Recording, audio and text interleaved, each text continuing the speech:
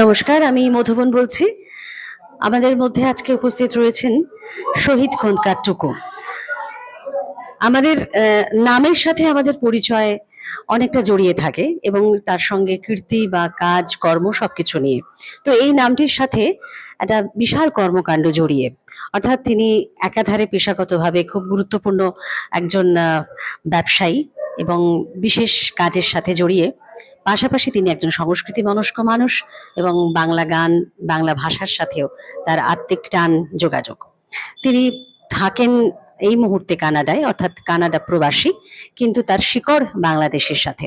তো বাংলাদেশ ভারতবর্ষ আমরা বিভাজন করেছি বটে, কিন্তু আমরা মনে করি বা আমি মনে করি বাংলা তো একই।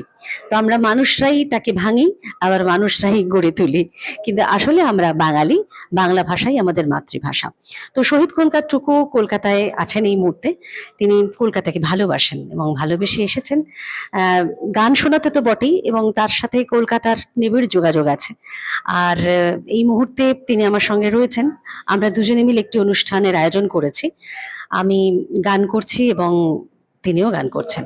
কিন্তু তার কাছে যেটা প্রশ্ন, যে দীর্ঘদিন প্রবাসে থাকার পরেও তার গানের প্রতি, বাংলা গানের প্রতি বা বাংলা ভাষার প্রতি এত নিবিড় টান, সেটা কিভাবে সম্ভব হলো?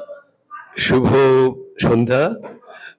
আসলে উত্তরটা তো আপনি দিয়েই ফেলেছেন খানিকটা, যে আমরা যে যেখানেই থাকি আসলে আমাদের শেকড় তো আসলে বাংলাদেশে।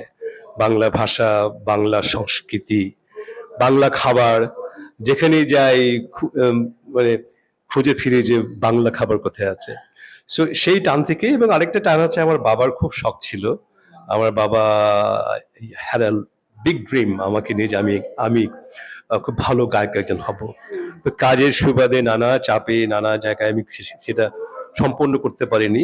তো এখন আবার চেষ্টা করছি সেই জায়গা থেকে আবার বিলম্ব হলেও শুরু করতে।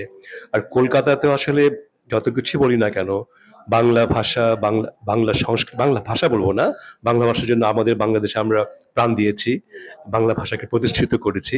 কিন্তু বাংলা সংস্কৃতি, বাংলা গান, এই ক্ষেত্রে আমি এখনো মনে করি যে পশ্চিম বাংলা, কলকাতা বাংলাদেশের থেকে অনেক এগিয়ে আছে।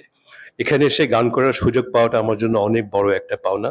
এই জন্য আপনাকে এবং যারা অর্গানাইজ করছে তাদেরকে অনেক ধন্যবাদ।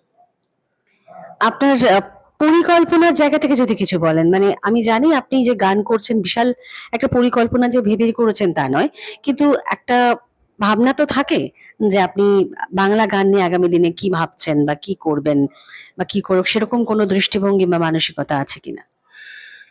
আমি মূলত রবীন্দ্রসঙ্গীতের শিল্পী ছিলাম এক সময়। আমি ছায়ানটে বাংলাদেশ থেকে, সেখান থেকে গ্র্যাজুয়েশন করেছি, ওখানে গান শিখিয়েছি।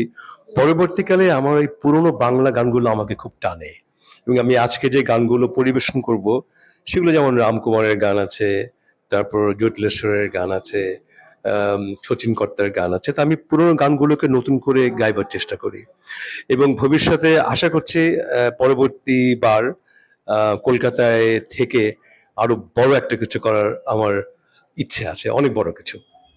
হ্যাঁ, এটাই খুব মুগ্ধ করে যে তিনি দিদিবাবুর টপ্পা গাইছেন বা রামকুমার বাবুর গান গাইছেন বা অন্যান্য পুরোনো বাংলা গানের যে ধারা তাকে তিনি বহন করে চলেছেন।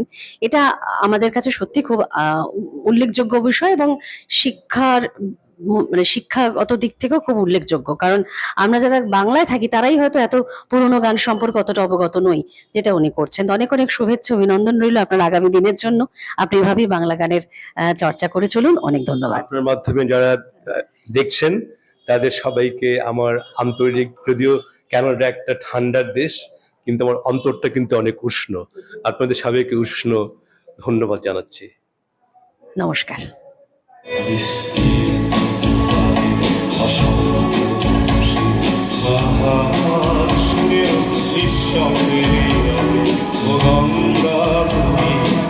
গঙ্গা কেন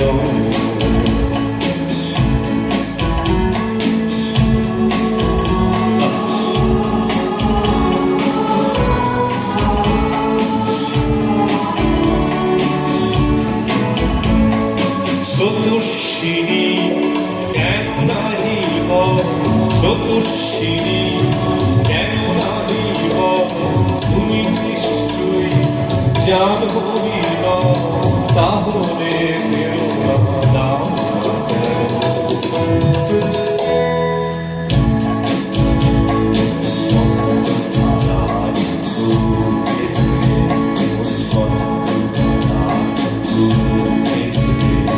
সরসজ্জাকে আলিঙ্গন করা সহস্র কোটি ভারতবাসীকে জাগাবে না কেন?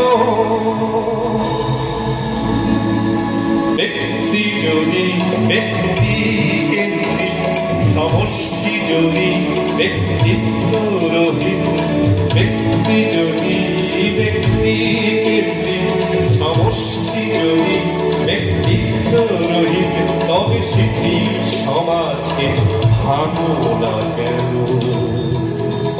বিস্তীর্ণ অসংখ্য হাহার শুনেও নিঃশব্দে রবে গঙ্গা